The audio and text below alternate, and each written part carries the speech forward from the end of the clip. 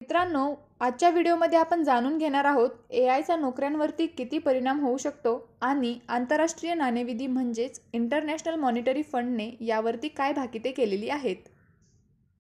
आजच्या काळात कृत्रिम बुद्धिमत्तेमुळे म्हणजेच एआयमुळे 40% नोकऱ्यांवर परिणाम होणार असल्याचे आंतरराष्ट्रीय नाणेनिधी म्हणजेच IMFने ताज्या विश्लेषणात म्हटलेले आहे।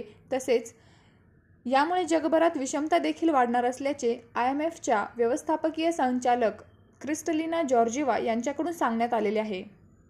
यामुळे जगभरातील नियोजनकर्त्यांनी या एआय ट्रेंडचा गांभीर्याने विचार करूनच पुढील पावले टाकायला हवीत। तसेच या तंत्रज्ञानामुळे सामाजिक तणाव वाढणार नाही ना याची काळजी घ्यावी लागेल।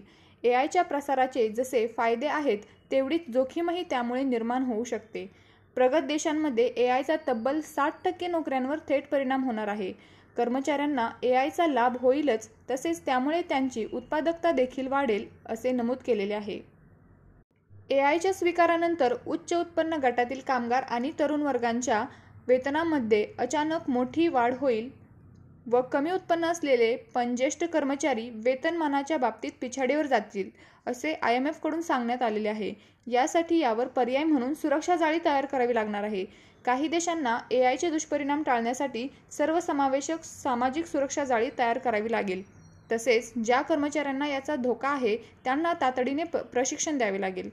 शेवटी एआयमुळे होणारे स्थित्यंतर अधिक सर्वसमावेशक असेल, त्यामुळे लोकांचे रोजगारही जाणार नाहीत आणि विषमताही वाढणार नाही जर हे बदल झाले तर, असे जॉर्जिवा यांनी नमूद केलेले आहे।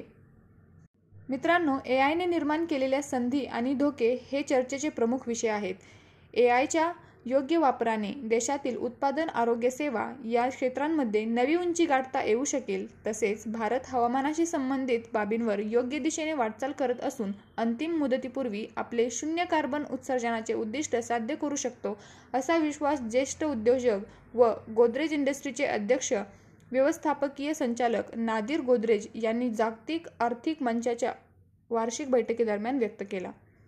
आपल्याला हा व्हिडिओ आवडल्यास व्हिडिओला नक्की लाईक करा आणि यांसारख्या नवनवीन अपडेट्ससाठी प्रज्ञान चॅनलला सबस्क्राईब करा।